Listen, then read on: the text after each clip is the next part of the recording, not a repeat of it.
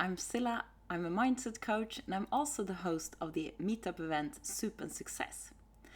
And at the last event, we discussed limiting beliefs and how to bust them. And in this video, I will fill you in a little bit what we talked about. So as you probably already know, our brains are designed to conserve energy. So when we grow up, we put together structures for how to read the world and how to act in this reality. So when we create these frameworks, we develop from being constantly curious and asking lots of questions with few assumptions when we're a toddler and a newborn, and we go to relying on the structures we built for how to view the world. So there are several parts to this structure, and we will take a closer look at some of them. Assumptions. An assumption is an idea that is believed to be true and it's not tested. So for example, maybe you have a dream to travel to a country you never visited. You have never been there, so you cannot know for a fact if you will like it, but you have made positive assumptions. Perhaps you imagine great food, friendly people, and based on these assumptions, you nurture a dream to travel there. Beliefs. A belief is an idea that's accepted as true, and it's usually backed of some kind of evidence.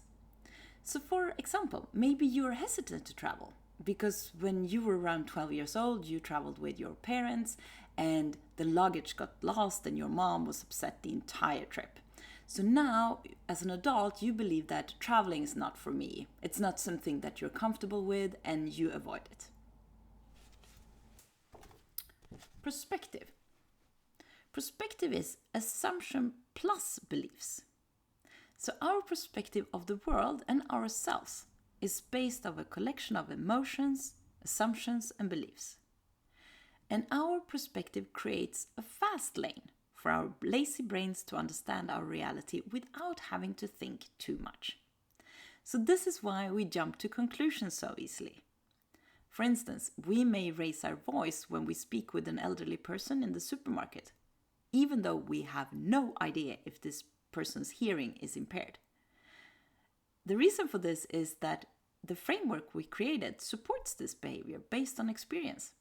Other people that we met that were seniors had a hard time hearing what we were saying.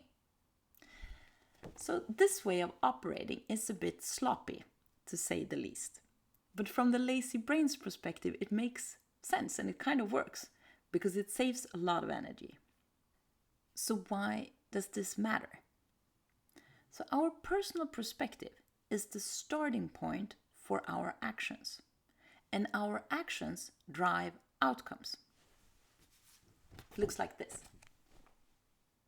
So in the example of not wanting to travel based on a bad experience in childhood, it's likely that a person with this belief and a perspective shaped by this will avoid traveling.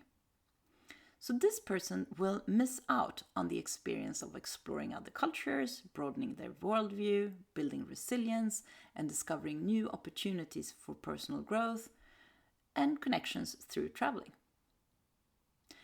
Let's circle back to beliefs.